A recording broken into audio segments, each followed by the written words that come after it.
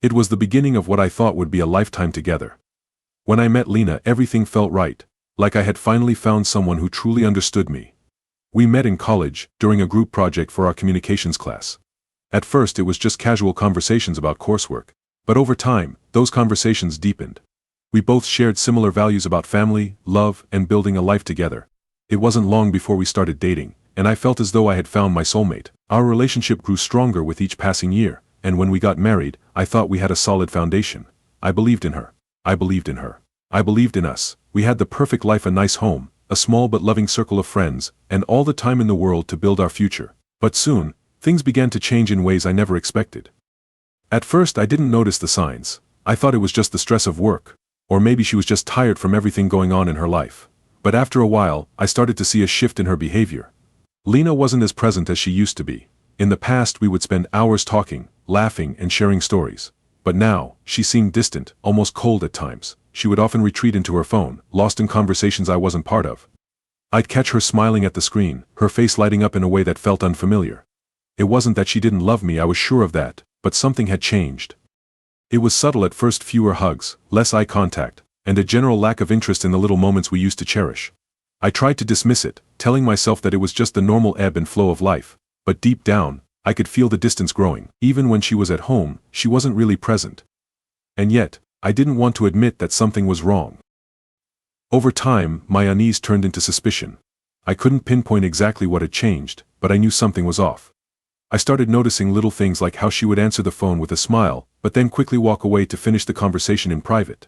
Or the way she started coming home later and later, sometimes with weak explanations about work or girls' nights out.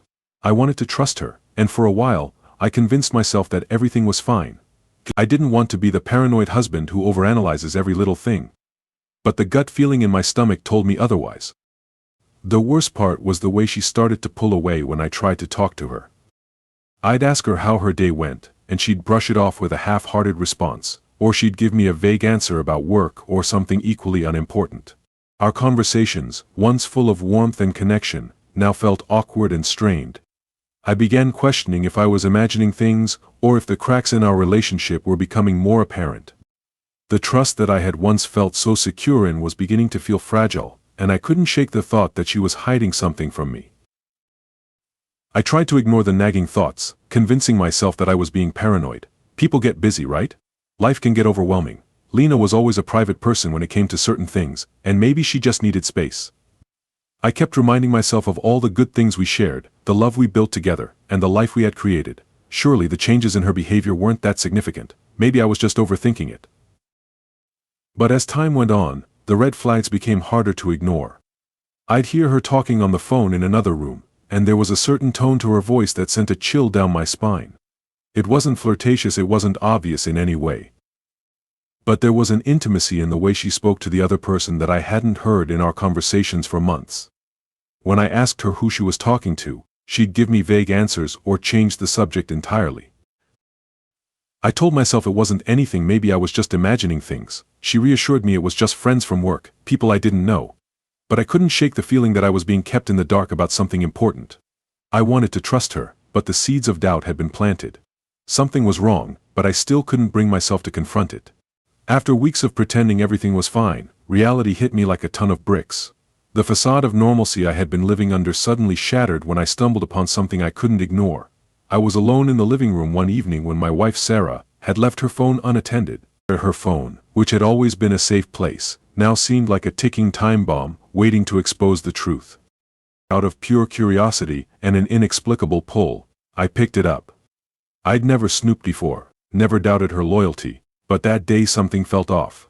My gut was telling me something was wrong. I scrolled through her messages, expecting nothing more than a few mundane conversations. But as I moved further down the chat history, my heart sank. There it was. The messages between her and David, the man I had seen her texting more frequently over the past few months. The words were clear, intimate, and devastating. Sarah had been having an affair. But this wasn't just about physical infidelity, it was about emotional betrayal, the deepest kind of betrayal. I read how she had told David she loved him, that her heart belonged to him, and how she felt connected to him in a way that surpassed anything she'd ever felt with me. The messages revealed her secret meetings, how she'd planned every moment with him, while I was none the wiser, living in a false sense of security. The pain hit harder than I expected. It wasn't just the affair, it was the fact that she had been hiding it from me for so long, lying to my face, making me believe we were still in love, still building a future. The woman I thought I knew, the woman I had trusted with my life, was someone entirely different. I felt like I had been living a lie, like the last 8 months of our marriage had been a performance she was putting on, while secretly living a double life. In that moment, I had a choice to make. Do I confront her now, risk everything, and let the truth destroy our relationship? Or do I wait, gather more evidence, and try to process this overwhelming betrayal in silence? The idea of confronting her immediately filled me with rage and fear, but keeping it to myself felt like I was betraying my own sanity. I sat there for what seemed like an eternity, holding her phone in my hands, unable to make sense of what I had just read. My emotions were a whirlwind: anger, confusion, heartbreak, and disbelief all tangled together. I had always been a logical person, someone who preferred to think things through, but this was beyond anything I could have ever prepared for. Later that evening, I decided to confront her. My heart was pounding, my hands were shaking, but I knew I couldn't live in denial anymore. I needed answers, and I needed them now. When Sarah came home, I was sitting in the living room, waiting. Her face lit up when she saw me, but I could see a flicker of uncertainty in her eyes. She knew something was wrong, though she had no idea I had discovered the truth. As she walked in, I stood up, holding her phone in my hand. The moment I showed her the messages, her face drained of color. The guilt was written all over her face, and I knew in that instant that everything had just changed. She didn't say anything at first. Instead, she stared at me, her eyes welling up with tears. I didn't give her the chance to explain, didn't want to hear any excuses. All I could think about was the years I had wasted trusting her, believing in our future. Why was all I could manage to say? The question hung in the air, unanswered for what felt like forever. The silence between us was suffocating. She opened her mouth to speak but closed it again, clearly at a loss for words. She could see the devastation in my eyes, and I could see the guilt in hers, but it didn't make a difference. The trust was gone, and nothing she could say would bring it back. "I'm so sorry," she whispered, her voice breaking. "I never meant for it to go this far. It was a mistake, a terrible mistake. I was weak. I don't know why I did it." Her words were hollow, and they felt like a slap in the face. After everything we'd been through, this was the explanation I got? A mistake? I didn't know whether to scream or cry, but the pain in my chest was too much to bear. I didn't know how to process everything. I wanted to walk away, to never look back, but my heart refused to let go. She was my wife, the woman I had committed to, and the thought of leaving her was tearing me apart. But I knew one thing for sure: I couldn't live with the lies anymore. I couldn't let this betrayal define me, and I certainly couldn't let it continue. As the night went on, we barely spoke. I couldn't bring myself to listen to her apologies anymore. The words were meaningless now. All that mattered was the reality of our situation. I had caught her in the lie, and nothing could undo the damage that had been done. The following days were a blur of confusion and heartache. I didn't know whether to stay or go, whether to try to rebuild what we once had, or to walk away and never look back. But every time I looked at her, I saw the other man.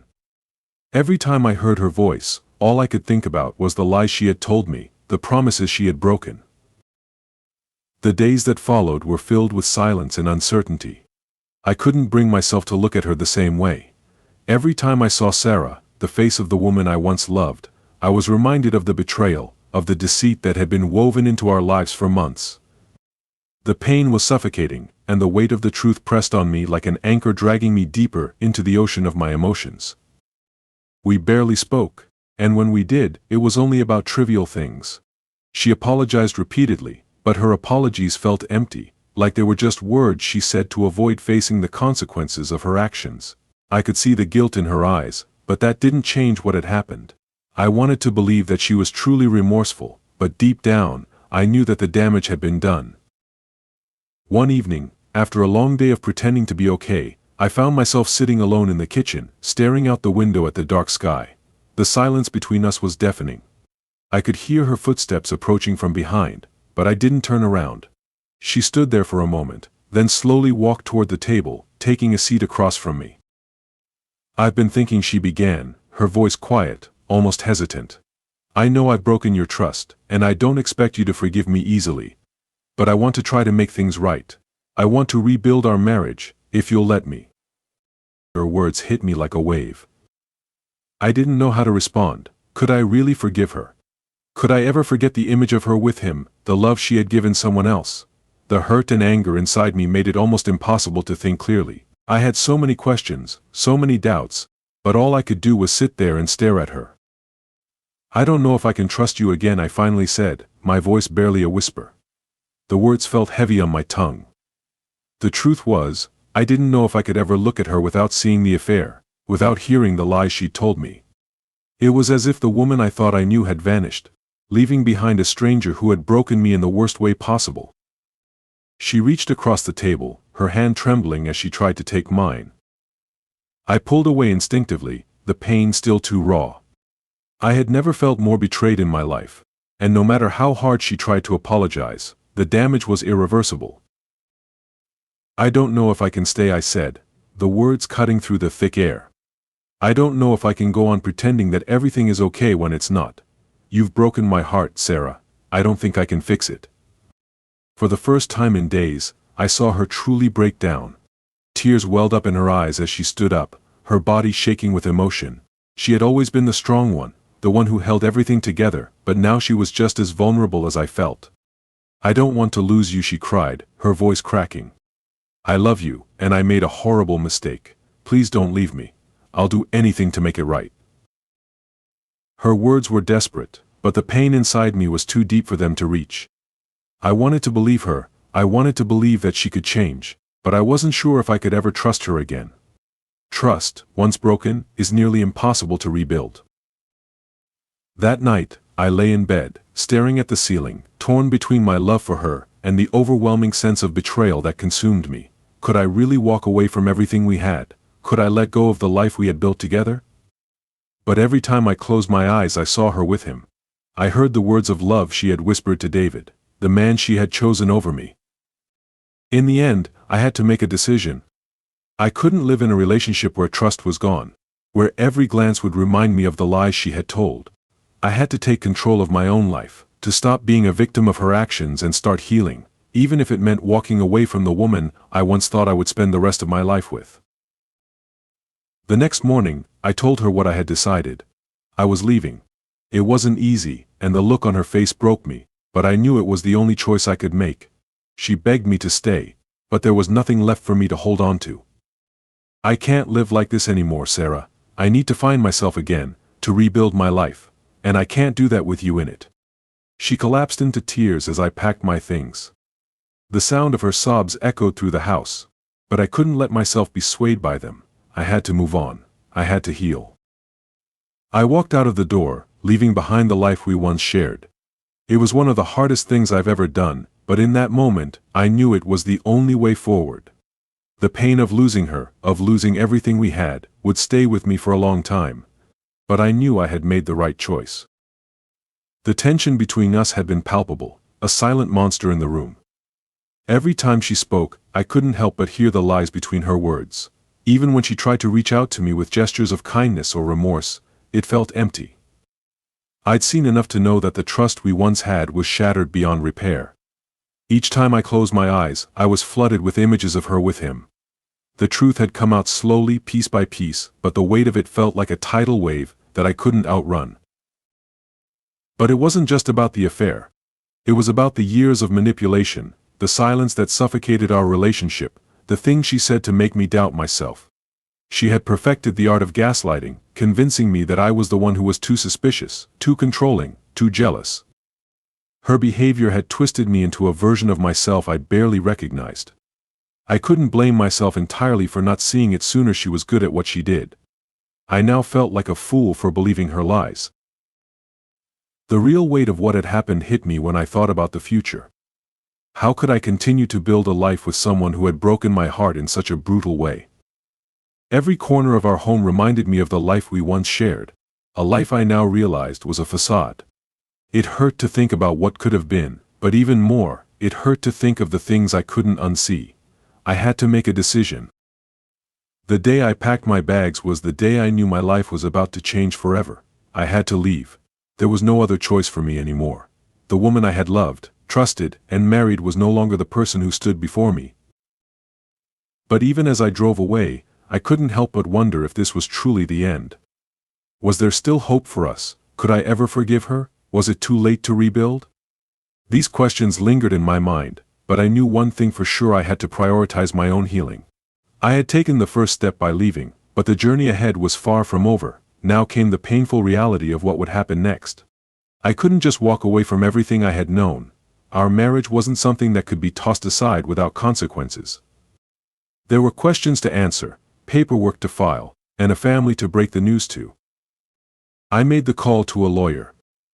It was time to make the split official. I had already made up my mind, but the finality of it hit me like a ton of bricks. The divorce papers would be filed, and there was no going back from that. My heart ached as I realized the life we had built together was now just a memory. Even though I had left her, there was a part of me that still wondered if I could forgive her. I wasn't sure if it was out of love, habit, or the remnants of something we once had.